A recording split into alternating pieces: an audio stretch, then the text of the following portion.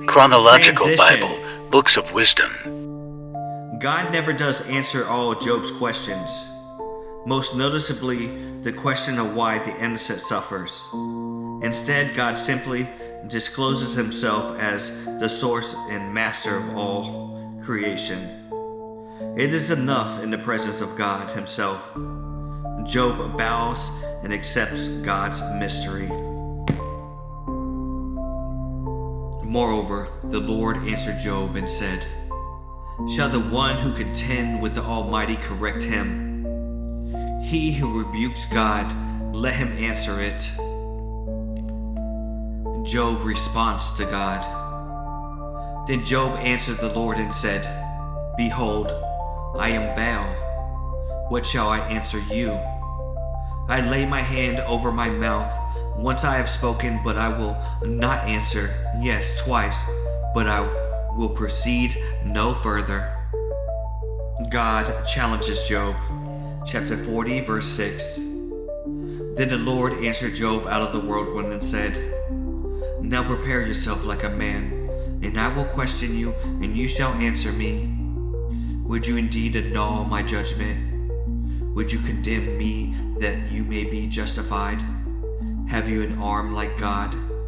Or can you thunder with a voice like his? Then adorn yourself with majesty and splendor, and array yourself with glory and beauty. Disperse the rage of your wrath. Look on everyone who is proud and humble him. Look on everyone who is proud and bring him low. Tread down the wicked in their place. Hide them in the dust together. Bind their faces in hidden darkness. Then I will also confess to you that your own right hand can save you.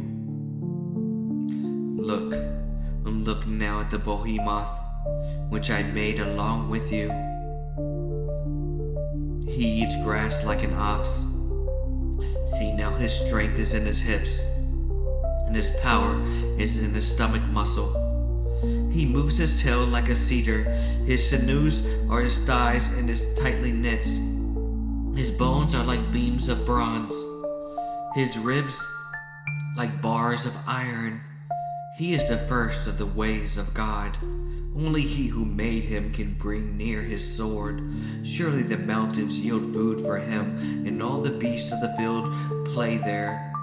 He lies under the lotus tree, and covered of the reeds and marsh. The lotus tree covers him in their shade. The willows by the brook surround him, and indeed the rivers may rage. Yet he is not disturbed. He is confident through the Jordan River gushes into his mouth, though he takes it in the eye, or one pierce his nose with a snare. 41. Can you draw out the Leviathan with a hook, or snare his tongue with a line which you lower? Can you put a reed through his nose, or pierce his jaw with a hook? Will he make many supplications to you? Will he speak softly to you? Will he make a covenant with you? Will you take him as a servant forever?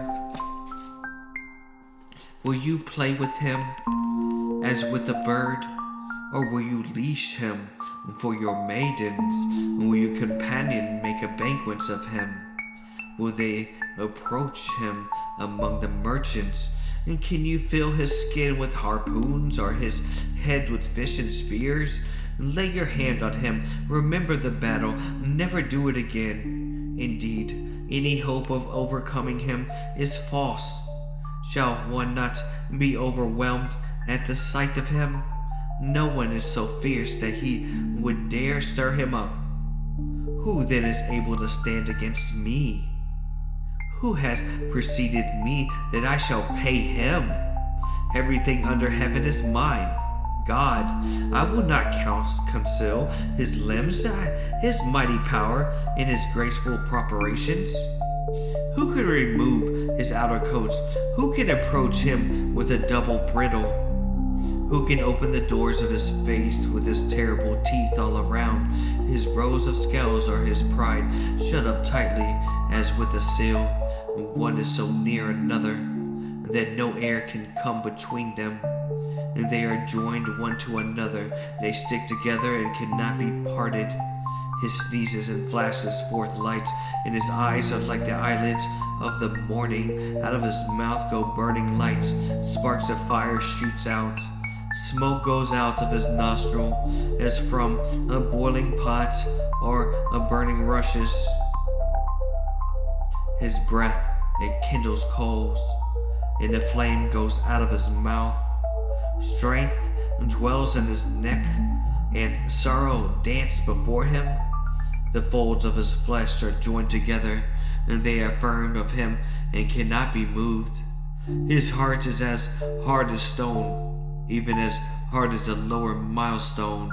When he rises himself up, the Almighty are afraid. Because of his crashing, they are beside themselves. And though the sword reaches him, it cannot avow, nor does a spear dart or javelin. He regards iron as straw, and bronze as rotten wood. The arrow cannot make his flee. Sling stones become like a stubble to him, and darts are regarded as a straw. He laughs at the threats of the javelin. His undersides are like sharp pot shreds. He spreads pointed marks in the mirror. He makes a deep boil like a pot. He makes the sea like a pot of ointment. He leaves a shining wake behind him. One would think the deep had white hair. On earth there is nothing like him, which is made without fear. He beholds every high thing. He is king over all the children of pride. Job repentance and restorations. Then Job answered the Lord and said, I know that you can do everything, and that no purpose of yours can be withheld from you. You ask, who is this who hides counsel without knowledge? Therefore I have uttered what I did not understand, things too wonderful for me, which I did not know. Listen, please, and let me speak. You said I will question you, and you shall answer me.